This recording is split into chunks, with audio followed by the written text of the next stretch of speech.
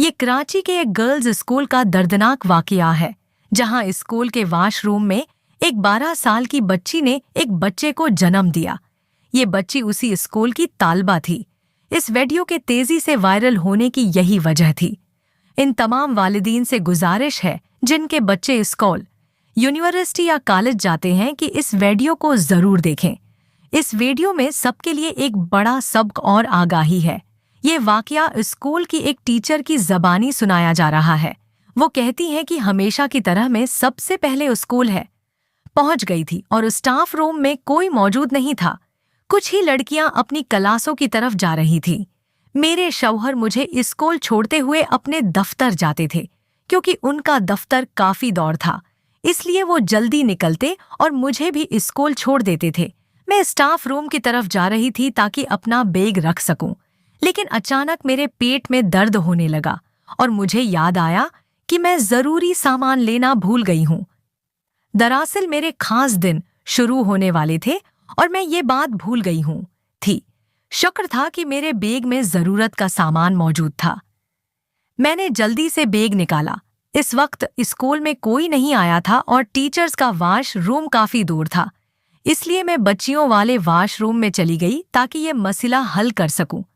मुझे डर था कि कहीं मेरे कपड़ों पे दाग न लग जाए, क्योंकि ऐसी सूरत में बड़ी परेशानी होती और शर्मिंदगी होती है। मगर जब मैं स्टूडेंट के वॉशरूम में दाखिल हुई तो जो मंजर मैंने देखा, मेरे होश उड़ गए। मेरी चीख पूरे स्कूल में गूंज गई। मैं फौरन अल्टे कदमों वॉशरूम से बाहर निकली। इसी वक्त दूसरी टीचर्स और प्रिंसिपल भी आ गईं, क्योंकि स्कूल शुरू होने का वक्त हो चुका था।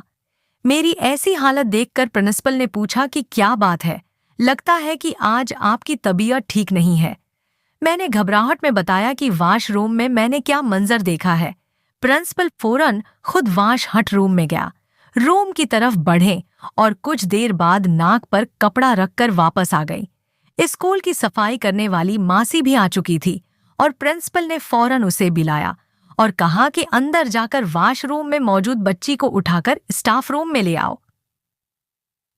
वो दोनों बड़ी मुश्किल से इस बेहोश बच्ची को स्टाफ रूम में ले आए, जो वॉशरूम में बेहोश पड़ी थी और उसका यूनिफॉर्म खून से भर चुका था। प्रिंसिपल के पीछे कुछ सीनियर टीचर्स और मैं भी स्टाफ रूम में पहुंच गए। प्रिंसिपल ने बाकी टीचर्स को हिदायत दी कि वो स्कूल की दूसरी तालिबात का ख्याल रखें और ये बात बाहर न निकले। लड़कियों के वॉशरूम को भी ताला लगवा दिया गया। प्रिंसिपल बच्ची को होश में लाने की कोशिश कर रही थी, लेकिन उसका बहुत ज्यादा खून बह चुका था। मेरा ख्याल था कि इस बच्ची को फौरन अस्पताल ले जाना चाहिए, मगर प्रिंसिपल बहुत खौफजदा थी, क्योंकि ये कोई मामूली बात नहीं थी। पुलिस केस बन सकता था और स्कूल की भी बदनामी होती। पूरा मामला प्रिंसिपल पर आकर रख जाता और उन्हें ही हर बात का जवाब देना पड़ता। इसलिए वो इस मामले को दबा देना चाहती थी। फिर उन्होंने अपनी एक जान पहचान वाली लेडी डॉक्टर को फोन करके बुलाया। डॉक्टर ने आकर बच्ची का चेकअप किया और कहा कि उसकी जान को खतरा है, इसे फौरन अस्पताल ले जाना चाहिए। अगर जल्दी होश न आया तो मुझे डर है कि ये मर सकती है। डॉक्टर ने हमें डरा दिया था। मैंने प्रिंसिपल से कहा कि डॉक्टर ने हमें डरा दिया था, ज्यादा देर न करें और करीबी अस्पताल ले चलें। बाद में जो भी होगा देखा जाएगा। मैं खुद 2 बेटियों की माँ हूँ, इसलिए इस बच्ची की हालत देखकर मेरा दिल कांप रहा था। फिर मैं ही प्रिंसिपल के साथ इस बच्ची को लेकर अस्पताल भागी। डॉक्टरों ने फौरन उसे देखकर ऑपरेशन थिएटर ले गए। प्रिंसिपल मेरी तरफ देखकर कहने लगे, ये बच्ची आपकी क्लास में है? क्या तुम्हें मालूम है कि ये मामला क्या है और कब से चल रहा है? ये एक दिन की बात तो नहीं हो सकती। प्रिंसिपल साहबा की बात पर मैं खामोश हो गई, क्योंकि वाकई ये एक दिन की बात नहीं थी। काफी दिनों से मैं बहुत कुछ देख रही थी और महसूस भी कर रही थी, लेकिन मुझे अंदाजा नहीं था कि बात इतनी ज्यादा आगे बढ़ जाएगी। कुछ ही देर है बाद प्रिंसिपल साहबा के पास स्कूल से फोन आ गया। सीनियर टीचर्स बता रही थीं कि ये बात स्कूल की बच्चियों में फैल चुकी है और लाख छपाने के बावजूद वो सरगोशियों में यही बातें कर रही हैं। प्रिंसिपल साहबा मजीद घबरा गईं, क्योंकि उन्हें डर था कि स्कूल की साख मुतासिर होगी। प्रिंसिपल साहबा के तो पुसाने छूटने लगे, क्योंकि जो कुछ भी हुआ था वो स्कूल की 4 दीवारी के अंदर हुआ था। उन्हें ये फिक्र थी कि अब वो एक बड़ी मुसीबत में फंस जाएंगी।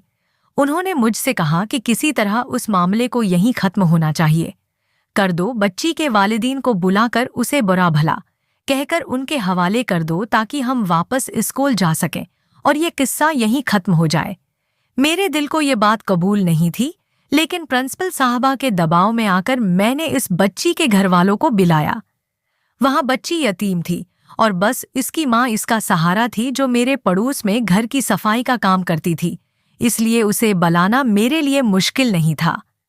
जब अस्पताल पहुंची और उसे सारे मामले का बताया गया तो वो चलाते हुए रोने लगी और हमें ही बड़ा भला कहने लगी। उसके शोर पर अस्पताल में काफी लोग जमा हो गए और ये बात तमाशा बनवाया और चुप न हुई तो उसी की बेटी की बदनामी होगी। ये सुनकर वो खामोश हो गई।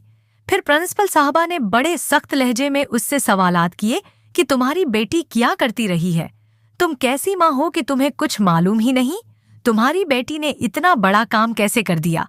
इन बातों से उस औरत का रंग उड़ गया और वो हैरानी से प्रिंसिपल साहबा को देखती रही। शायद उसे उस लम्हे और उन अल्फाज की तवक्का नहीं थी। प्रिंसिपल साहबा तो बस यही कोशिश कर रही थीं कि किसी तरह इस मामले का बोझ उसकी मां पर डालकर खुद सुकून से स्कूल पहुंच जाए, मामले से किनारा अख्तियार कर लो। जबकि उसकी मां कह रही थी कि मेरी बच्ची बहुत नेक है और उसने कभी कोई गलत काम नहीं किया। वहां हमसे पूछ रही थी कि उसकी बच्ची के साथ स्कूल में क्या हुआ है, क्योंकि वो स्कूल के अलावा कहीं और नहीं जाती थी। प्रिंसिपल साहबा, जो बहुत पढ़ी लिखी और चालाक खातून है, इस मामले से खुद को बचाने के लिए कहने लगे कि जब तुम्हारी बेटी को होश आए तो खुद उससे पूछ लेना कि उसके साथ क्या हुआ है, हमें तो कुछ मालूम नहीं। फिर उन्होंने मुझे इशारा किया कि वापस स्कूल चलें, लेकिन सच ये था कि मैं इस बच्ची को छोड़कर नहीं जाना चाहती थी। वो मेरी क्लास की सबसे ज़हीन और नेक बच्ची थी और मैं खुद इस बात की गवाह थी कि वो कितनी पाकीज़ा है। लेकिन जो कुछ उसके साथ हुआ, इसके पीछे किसी न किसी का हाथ जरूर था। प्रिंसिपल साहबा के हुक्म के आगे मैं बेबस थी। स्कूल का वक्त था और मुझे अपनी ड्यूटी पर पहुंचना था, इसलिए मैंने उसकी मां को सब्र की तलकीन की और प्रिंसिपल साहबा के साथ वापस स्कूल चली गई। स्कूल की तमाम टीचर्स में तजस्सुस था कि बच्ची ने क्या बताया, लेकिन जब तक हम स्कूल पहुंचे बच्ची को होश नहीं आया था। मैं क्लास में गई तो मुझे दबी दबी सरगोशियां सुनाई देने लगे। हर लड़की ज़ैनब के किरदार को लेकर बातें कर रही थी। सब हैरान थे कि ये क्या मामला है। मेरी तबीयत अभी भी नहीं संभली थी। वॉशरूम का वो मंजर मेरे जहन में घूम रहा था। एक 13 साल की बच्ची के साथ ऐसा कैसे हो सकता है? ये कोई मामूली बात नहीं थी जिसे दबाया या छिपाया जा सके। इसे तो इंसाफ मिलना चाहिए था। प्रिंसिपल साहबा ने सख्ती से हदायत की थी कि स्कूल में उस बारे में अब कोई बात नहीं होगी। वॉशरूम की सफाई करवा दी गई थी और वहां से जो कुछ मिला था उसे भी तलफ करवा दिया गया था। इस तरह दोपहर हुई और छुट्टी हो गई। सब हजारों सवालात ज़हन में लेकर अपने अपने घरों को लौट गए, लेकिन मेरी मंजिल मेरा घर नहीं बल्कि अस्पताल था। मुझे ज़ैनब के पास जाना था, इस गरीब और मासूम बच्ची के पास जिसे उस वक्त मेरी जरूरत थी। मैंने रक्षा लिया और अस्पताल के लिए रवाना हो गई। रास्ते में ज़ैनब का वजूद मेरे जहन में घूमता रहा। इसका खून आलूद यूनिफॉर्म और वॉशरूम में पड़ा हुआ छोटा सा वजूद मेरे जहन को बुरी तरह झंझोड़ गया था। मैं अस्पताल पहुंची तो ज़ैनब की मां ने बताया कि उसकी हालत पहले से बेहतर है, लेकिन उसने अभी भी आंखें नहीं खोली, इसलिए डॉक्टर्स मुलाकात की इजाजत नहीं दे रहे। फिर वो मेरे गले लगकर फूट फूट कर रोने लगी और कहने लगी, मिस नायला, आपको तो पता है कि मैं बीवा औरत हूँ, घरों में काम करके गुजारा करती हूँ। मैं बस ये चाहती हूँ कि मेरी बच्ची पढ़ लिख कर किसी हूँ काबिल बन जाए, ताकि उसका मुस्तकबल मेरी तरह बर्बाद ना हो। लेकिन मुझे क्या मालूम था कि स्कूल की 4 दीवारी में मेरी बेटी के साथ ऐसा जुल्म होगा। इसकी बात सुनकर मैं चौंक गई और मैंने कहा, तुम कैसे कह सकती हो कि जो कुछ हुआ वो स्कूल में ही हुआ? ये तो कई महीनों पुरानी बात मालूम होती है। ज़ैनब की मां कहने लगी, क्योंकि कुछ को महीनों से मेरी ज़ैनब स्कूल के नाम से कुतराती थी, डरती थी। जब भी स्कूल का यूनिफॉर्म धोकर इस्त्री कर देती तो उसकी आंखों में आंसू आ जाते। वो कहती कि आमा, मेरा स्कूल में दिल नहीं लगता, मुझे स्कूल न भेजा करो। जबकि पहले तो वो किसी सूरत स्कूल से छुट्टी के लिए तैयार नहीं होती थी। मुझे लगा कि शायद जैसे जैसे बड़ी हो रही है, पढ़ाई से उसका दिल उचाट होता जा रहा है। इसीलिए मैं उसे डांट डपट कर उस स्कूल भेज देती थी, ये समझाकर कि पढ़ाई बहुत जरूरी है। इसलिए मुझे ऐसा लगता है कि ज़ैनब की माँ की बात सुनकर मैं सोच में पड़ गई। स्कूल में कुछ मेल टीचर्स भी थे जो लड़कियों के साथ थोड़े फरी होते थे और उनके साथ तन्हाई में बातें भी करते थे। खास तौर पर सिरहत की तो आदत थी कि मौका मिलते ही किसी ना किसी लड़की के नज़दीक होकर खड़े हो जाते और बलावजा की बातें शुरू कर देते। लेकिन मैं किसी पर भी इस तरह शक नहीं कर सकती थी जब तक ज़ैनब होश में आकर खुद कुछ न बता देती। कुछ देर गुजरी तो मेरे घर से फोन आने लगा। मेरी बेटियां स्कूल से घर पहुंच गई थी। मुझे परेशानी हो रही थी, इसलिए मैंने ज़ैनब की माँ से इजाज़त ली और कहा कि शाम को आऊंगी। फिर मैंने उनके हाथ पर कुछ पैसे रखे और अपने घर के लिए निकल पड़ी। घर पहुंचकर भी मेरा ज़हन ज़ैनब में है ही उलझा हुआ था। शाम को जब मेरे शौहर दफ्तर से लौटे तो मैंने उन्हें सारा माजरा बताया। ये सुनकर वो हैरान रह गए और कहने लगे कि वो बच्ची अगर तुम्हारी क्लास में पढ़ती थी तो तुम्हें इतने दिनों में कुछ भी पता नहीं चला। मैंने अपने शौहर को बताया कि वो एक यातीम बच्ची थी और मैं हमेशा से इसे परेशान ही देखती आ रही थी। लेकिन पिछले कुछ दिनों से इसका हाल बहुत अजीब था। क्लास में होकर भी वो क्लास में नहीं होती थी और उसके टेस्ट भी कुछ गलत आ रहे थे। पढ़ाई में भी वक्त के साथ कमज़ोर होती जा रही थी। बस बेदिली से सारा वक्त क्लास में बैठी रहती और उस बात को मैंने बहुत ज्यादा महसूस किया था। फिर कुछ दिन पहले उसकी तबीयत भी काफी खराब थी। अक्सर बैठे बैठे उसे चक्कर आ जाते थे और वो बेंच पर सिर टिका दिया करती थी। मैं यही समझती रही कि घर के हालात की वजह से वो शायद कमजोर और निढाल हो रही है। काश कि मुझे पता होता कि उसकी परेशानी के अगर मुझे पहले पता चलता कि पीछे क्या वजह है तो मैं जरूर उसकी मदद करती ताकि मामला इस हद तक ना बिगड़ता कि आज वो जिंदगी और मौत के दरमियान झूल रही थी। मेरे सारे काम हो चुके थे तो मैंने अपने शूहर से कहा कि मुझे अस्पताल लेकर चले। वो मुझे अस्पताल ले गए। ज़ैनब को अब होश आ चुका था। मैं फौरन उसके पास गई, उसका हाथ पकड़ा। इसका चेहरा जर्द हो चुका था और आंखों से आंसू बह रहे थे। मैंने कहा, ज़ैनब, मुझ पर भरोसा करो बेटी और बताओ कि ये सब कैसे हुआ और किसने क्या। लेकिन वो बस फूट फूट कर रो रही थी और मेरे लाख पूछने पर भी कोई जवाब नहीं दिया। मैंने ज्यादा जोर नहीं दिया क्योंकि उसकी हालत खासी खराब थी। थक हार कर वापस घर आ गई। मैं चाहती थी कि पुलिस को इत्तला दूं, लेकिन ज़ैनब की माँ उसके लिए राजी नहीं थी। उसे लगता था कि ऐसा करने से बदनामी होगी और प्रिंसिपल साहबा भी इस हक में नहीं थी। मुझे अपनी नौकरी भी बचानी थी और ज़ैनब को इंसाफ भी दिलाना चाहती थी, इसलिए मुझे ही कुछ कदम उठाना था। मेरे शौहर मेरी नीयत जान है गए और कहने लगे, जो भी करना हो सोच समझ कर करना, क्योंकि सबसे पहले तुमने ही उस लड़की को देखा था, इसलिए तुम भी तफ्तीश के दायरे में आओगी। यहाँ तो पुलिस तफ्तीश के नाम पर जीना मुहाल कर देती है। बार बार बुलाएंगे और उससे तुम्हारी नौकरी और हमारा घर भी मुतासिर होगा। मेरे शौहर की सोच टिपिकल थी कि दूसरों के मामले से दूर रहें, जबकि एक उस्ताद होने की हैसियत से मुझे लगता था कि ये मेरी जिम्मेदारी है कि अपनी तालबा को तोहफ़्ज़ फराहम करूं। अगली सुबह मैं सीधा प्रिंसिपल साहबा के दफ्तर गई और उनसे कहा, मैडम, ज़ैनब के केस को इतनी आसानी से खत्म नहीं किया जा सकता। ज़ैनब की माँ ने पुलिस शिकायत नहीं की, मगर हमें ये काम करना चाहिए। आखिर किसी ना किसी ने उसके साथ ज़ियादती की है। प्रिंसिपल साहबा ने मुझे घूर कर कहा, आप एक यतीम बच्ची के लिए कुछ ज्यादा ही सोच रही हैं मस नाइला। मैंने उसकी माँ को खामोश करवा दिया है और ज़ैनब के इलाज के लिए पैसे भी भेज दिए हैं। अब आप इस किस्से को खत्म समझें। ज़ैनब की वजह से मैं अपनी नौकरी दांव पर नहीं लगा सकती। कुछ दिनों के बाद मेरी हज की फ्लाइट है। अगर मैंने एक्शन लिया तो मेरा हज पर जाना मुश्किल हो जाएगा। फिर मैं क्लास में गई, जहां मौजूद 60 लड़कियां मेरी मंतजर थीं। मैंने एक एक चेहरे को देखा। अगर ज़ैनब आज इस मकाम पर है तो कल को उनमें से कोई और बच्ची भी हो सकती है। ये ख्याल मुझे चैन से बैठने नहीं दे रहा था। मैंने ज़ैनब के करीब बैठने वाली लड़कियों से बात की, सबका यही कहना था कि उसका रवैया कुछ दिनों से बदल गया था, लेकिन असल बात किसी को मालूम नहीं थी। फिर एक बच्ची जो ज़ैनब के साथ आती थी, इससे बात करते हुए वो चली जाती थी। उसने एक ऐसी बात बताई जिसने मुझे चौंका दिया। वो कहने लगी कि कुछ महीने पहले कंप्यूटर के सर ने ज़ैनब को छुट्टी के वक्त स्कूल में रोका था। दरअसल ज़ैनब कंप्यूटर में काफी कमजोर थी। इस बेचारी के घर में कंप्यूटर जैसी सहूलत मौजूद नहीं थी और न ही घर में कोई ऐसा पढ़ा लिखा था जो उसे कंप्यूटर के बारे में समझा सके। जब वो बार बार कंप्यूटर के टेस्ट गलत कर देती थी तो कंप्यूटर के सर ने उससे कहा कि छुट्टी के बाद स्कूल में रख जाओ, फिर मैं तुम्हें कंप्यूटर समझा दूंगा। उस दिन वो मेरे साथ घर नहीं गई थी और उस दिन के बाद ज़ैनब का रवैया बदल गया था। मुझे लगा कि शायद सर उस पर ज्यादा तवज्जो दे रहे हैं, इसलिए वो मगरूर हो गई है और उसकी नज़रों में मेरी कोई हैसियत नहीं रही। इसलिए मैंने भी उससे बातचीत करना खत्म कर दी थी।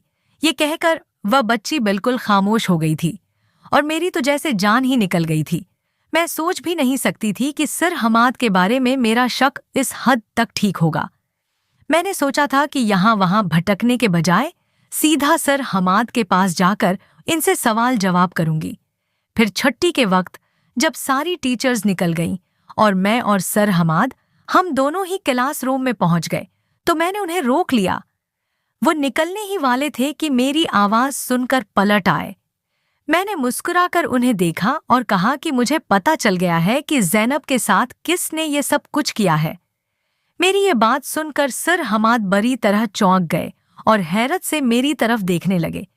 कहने लगे कि अगर ऐसी बात थी तो आपको फौरन पुलिस कंप्लेन करनी चाहिए थी, मुजरिम को पकड़वाकर सुलाखों के पीछे डालना चाहिए था, इतनी देर नहीं करनी चाहिए थी। अब सर हमाद की ये बात सुनकर मैं हैरान हो गई कि वो इतने प्रसकून होकर ये सब कैसे कह रहे हैं। अगर वो मुजरिम होते तो कभी ऐसी बात न कहते। मैंने सख्ती से उनसे पूछा कि आपने आज से 5 महीने पहले ज़ैनब को छुट्टी के वक्त क्यों रोका था? आखिर ऐसा कौन सा काम था जो छुट्टी के बाद मुमकिन हो सकता था? मेरी ये बात सुनकर वो हक्का बका रह गए और कहने लगे कि मस नाइला, आप मुझ पर शक कर रही हैं और आपको लगता है कि मैंने ज़ैनब के साथ। मैं खामोश रही तो वो खुद ही बोल पड़े और कहने लगे कि ज़ैनब को कंप्यूटर में काफी मुश्किल पेश आ रही थी, इसलिए मैंने उसे छुट्टी के बाद रोका था ताकि लीप में बैठाकर आराम से कंप्यूटर पर समझा सकूं। लेकिन इत्तेफाक से मेरी बीवी का फोन आया। इसकी तबीयत खराब थी और वो अस्पताल में थी। आप जानती हैं कि 5 महीने पहले मेरे घर में बेटी की पैदाइश हुई थी। वही दिन था जब मैं स्टाफ रूम में था और मेरी बीवी का फोन आया। मैंने चौकीदार से कहा कि ज़ैनब कंप्यूटर रूम में मेरा इंतजार कर रही है, उसे वापस घर भेज दे, और मैं खुद अस्पताल हूँगा के लिए निकल गया। बस इस दिन इतनी ही बात हुई थी। आप चाहें तो ज़ैनब से भी पूछ सकती हैं या फिर चौकीदार से उसकी गवाही ले सकती हैं। मुझे आपसे ऐसी उम्मीद नहीं थी। मैं खुद एक बेटी का बाप हूँ और किसी भी बच्चे के साथ ऐसी हरकत करने का तसव्वुर भी नहीं कर सकता। सर हमाद ने अफसोस से मेरी तरफ देखा और कहा, मैं लड़कियों से सिर्फ इसलिए बातचीत करता हूँ ताकि वो सवाल जवाब करते हुए झुझक महसूस न करें, क्योंकि अक्सर लड़कियों के लिए मेल टीचर से बात करना मुश्किल होता है। वो अफसरदा नजरों से मुझे देखते हुए चले गए। उनके जाने के बाद मैं सोच में पड़ गई कि अगर सर हमाद ने ये हरकत नहीं की तो फिर किसने की। मुझे उनकी बातों पर यकीन नहीं हो रहा था, इसलिए मैं चौकीदार के पास चली गई। मैंने उससे कहा, बताओ 5 महीने पहले कंप्यूटर लैब में ज़ैनब के साथ किया हुआ था। मैंने बस यूं नहीं अंधेरे में तीर चलाया ताकि सर हमाद की असलियत सामने आए, लेकिन चौकीदार के चेहरे की रंगत देखकर मुझे शक हुआ। वो घबरा कर कहने लगा, बीबी जी, मुझे कुछ नहीं मालूम। इसका अंदाज जाहिर कर रहा था कि उसे कुछ ना कुछ जरूर मालूम है। मैंने सख्ती से कहा, मैं पुलिस को बुलाने जा रही हूं क्योंकि मुझे सच्चाई मालूम हो चुकी है। ज़ैनब ने मुझे सब कुछ सच सच बता दिया है, लेकिन चौकीदार ने फिर भी कुछ नहीं कहा और यही दोहराता रहा, बीबी जी, मुझे कुछ नहीं मालूम, हम तो अपनी ड्यूटी करते हैं। इससे पहले कि मैं मज़ीद सवाल करती, प्रिंसिपल साहबा वहां आ गए। वो गुस्से से कहने लगे, मस नायला, आपको समझ क्यों नहीं आती? ये बात अब खत्म हो चुकी है। आप अपने घर जाएं। कल मेरी हज की फ्लाइट है। मैं सुबह जा रही हूँ और मैं कोई नया मसला नहीं चाहती। प्रिंसिपल साहबा ने चौकीदार को भी वापस भेज दिया और उनके कहने पर मैं भी अपने घर लौट आई। शाम को जब मैं ज़ैनब से मिली तो मैंने उससे कहा, तुम मुझे सच सच बताओ, कंप्यूटर लीब में तुम्हारे साथ क्या हुआ था? क्या सर हमाद तुम्हारे पास आए थे या चौकीदार? रोई की तरह जैसे मैंने उसका कोई जख्म खरीद दिया और फिर उसने वो सच्चाई मुझे बताई जिसे सुनकर मेरे कदमों तले से जमीन निकल गई। उसने मुझे रोते हुए बताया कि उस दिन स्कूल में सिर्फ हमाद ने मुझे रोका था, लेकिन उसकी जगह चौकीदार वहां आ गया था और फिर उसने तन्हाई का फायदा उठाकर उसे कंप्यूटर लीब में बंद करके इसके साथ ज्यादती की और उसे धमकी दी कि अगर उसने ये बात किसी को भी बताई तो वो उसे जान से मार देगा। वो खौफजदा होकर खामोश हो गई, लेकिन जब उसकी तबीयत ज्यादा खराब होने लगी तो उसने ये बात चौकीदार को बताई, क्योंकि अक्सर चौकीदार स्कूल की छुट्टी के बाद इसके साथ ज्यादती करने लगा था। चौकीदार को इल्म हो गया था कि वो उम्मीद से है, लेकिन अपना गुनाह छुपाने के लिए उसने उसे बहुत सारी दवाइयां खुलाना शुरू कर दी।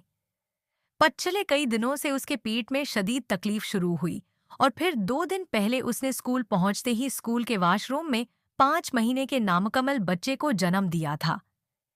इस अबॉर्शन की दवाइयों ने उसे उस हाल तक पहुंचा दिया था कि वहीं गर के बेहोश हो गई थी। अगर मैं सही वक्त पर वहां ना पहुंचती तो शायद वो मर चुकी होती। ये सुनकर मेरी जान निकल गई और ज़ैनब की वालदा भी हैरान रह गई थी। शायद उन्हें भी ये नहीं मालूम था कि उनकी बेटी किस अजियत से गुजर रही थी।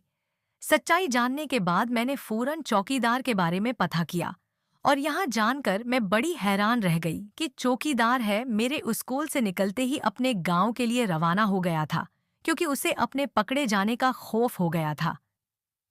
इसीलिए वो गांव भाग गया था। इसका गांव कौन सा था हम नहीं जानते। वो कहाँ से आया था कोई नहीं जानता था। ज़ैनब की माँ ने मुझे पुलिस को इत्तला देने और कानूनी कार्रवाई करने से मना कर दिया था। वो मजीद ज़ैनब की इज्जत को दांव पर नहीं लगाना चाहती थी। मुजरिम के बारे में जानकर भी मैं कुछ नहीं कर सकती थी। प्रिंसिपल साहबा हज पर चली गई थी और मैं ये सोच रही थी कि क्या ऐसा हज कबूल होगा।